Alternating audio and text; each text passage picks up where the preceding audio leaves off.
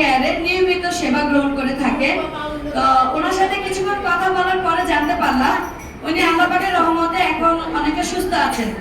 তো আপনাকে বললাম আপনারা যেভাবে সুস্থ আছেন তার আশা সবার সামনেই কথা বলি, আপনি আমাদের থেরাপিটা নিয়ে কি উপকার পেয়েছেন।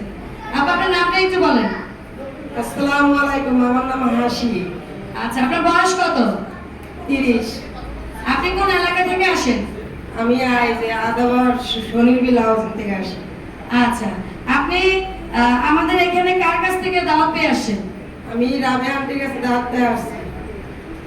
আচ্ছা, তা শুনেছেন উনিও কি দাওয়াত পেয়ে কিন্তু আসেন, রাবেয়া নামের এক আন্টির কাছ থেকে দাওয়াত পেয়ে উনি আসেন। আচ্ছা হাসি আপা, আপনি তো রাবেয়া আন্টির কাছ থেকে দাওয়াত পেয়ে আপনি আসছেন, আপনি মূলত কি কি সমস্যা নিয়ে আমাদের সেন্টারে সেবা নিতে আসেন? আমি আসছি 1 নম্বরে আমার মেরুদণ্ডের সমস্যা, হাড়ের সমস্যা ছিল, হাড় পায়। দ্বিতীয় সমস্যা আছে আমার কিডনির, কোমরের, মাজার ব্যথা। তৃতীয় সমস্যা আছে অ্যালার্জি। গ্যাস্ট্রিক। এখন তো সুস্থ আছে, একটু ভালোই বলবে, এই জন্য হাসিটা দিছে। যদি মাথাটা বেঁকা বেঁকা করে যেভাবে আসছিল প্রথম দিন আমার কাছে, তাহলে ওই দিনের ছবিটা তুলে রাখা দরকার ছিল রে আপা, তাইলে আর হাসিটা আসতো না। আচ্ছা, তাহলে মেরুদণ্ডের আপনার ওনার যে মেরুদণ্ডের সমস্যার কথা বললেন, মূলত ওনার মেরুদণ্ডের হাড় ক্ষয় হচ্ছিল।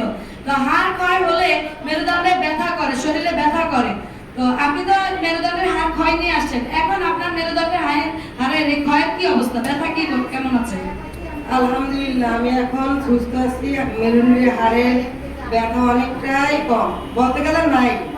কিন্তু আমি এখন আগে যেমন চাপ নিতে পারতাম না, কোনো একটা নিতে পারতাম না, অনেক কষ্ট হতো, আমি নুইতেই পারতাম না হাড়ের ব্যথার কারণে। এমন অবস্থা। এখন আল্লাহর হুকুমে আমি সুস্থ আছি। আর এখানে আপনি তো মানে আগে নুইতে পারতেন না হাড়ের ব্যথার জন্য, এখন আপনি নুইতে পারছেন, সুস্থ আছেন, হাঁটাচলা করতে পারছেন, কাজও আপনি করতে পারছেন। আচ্ছা, আপনি কি এই সমস্যা নিয়ে ডাক্তার দেখিয়েছিলেন? হ্যাঁ, আমি কিডনি সিনায় ডাক্তার দেখেছিলাম। তারপরে ওষুধ দিয়েছিল, ওষুধ প্রায় 15 দিন খাইছি আমি। খাওয়ার পরে এখন কমে না। পরে রাবেয়াকে এবারে দাওয়াত দিয়েছে যে থেরাপি করার না, এখন তো ডাক্তার বলে নাই থেরাপি নিতে যাবো, থেরাপি কি না তুমি নাও, তাও আমি আসি। পরে দেখতে ব্যথা কমে নাই, আমি গিয়েছি আবার ডাক্তারে বললাম যে স্যার আমাকে ব্যথা কমে না, এরকম এরকম সমস্যা। পরে তাহলে বলে যে তুমি থেরাপি দাও, তোমার থেরাপি লিখে। পরে থেরাপি লিখে দিছে। রাবেয়া আন্টির আমি বলছি যে আন্টি আমার থেরাপি লিখে দিছে, তা আপনি চলেন আমি যাই।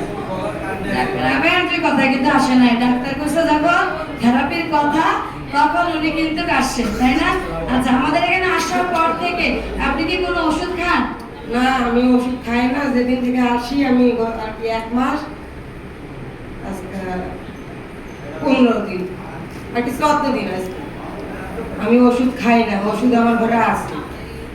উনি যেদিন থেকে আমাদের সেদিন থেকে আমি খাওয়া ওষুধ বন্ধ। মানে উনি যেদিন থেকে আমাদের এখানে আসছে সেদিন থেকে উনি ওষুধ বন্ধ করে দিছে। মানে উনি দেখতে চাচ্ছে যে থেরাপি থেকে ভালো হচ্ছে নাকি ওষুধে ভালো হচ্ছে। ওষুধ যদি খায় তাহলে উনি বুঝতে পারতেছে না, এখানে উনি নিজে নিজে পণ্ডিতি কইরা বুদ্ধি কইরা ওষুধটা খাওয়া বন্ধ করে দিছে। আর এখন কি ওষুধ লাগে না এমনি ভালো আছে? না, আমি ওষুধ খাই না, ওষুধ বাসায় আছে, আমি এখন খাই না। তা বুঝবো কিভাবে থেরাপিতে হচ্ছে না ওষুধ হচ্ছে? এখন কি থেরাপিতে ভালো হইলে না ওষুধে ভালো হইলে? থেরাপিতে আমি আল্লাহর এরকম সুস্থ হয়েছি। তাহলে আমাদের এই থেরাপিটা ব্যবহার করে আপনার কি উপকার হয়েছে? হ্যাঁ, অনেকটাই উপকার হয়েছে। ঠিক আছে, তাহলে সবাইকে অসংখ্য ধন্যবাদ। আমার আপার জন্য জোরে একটা করতালি দিয়ে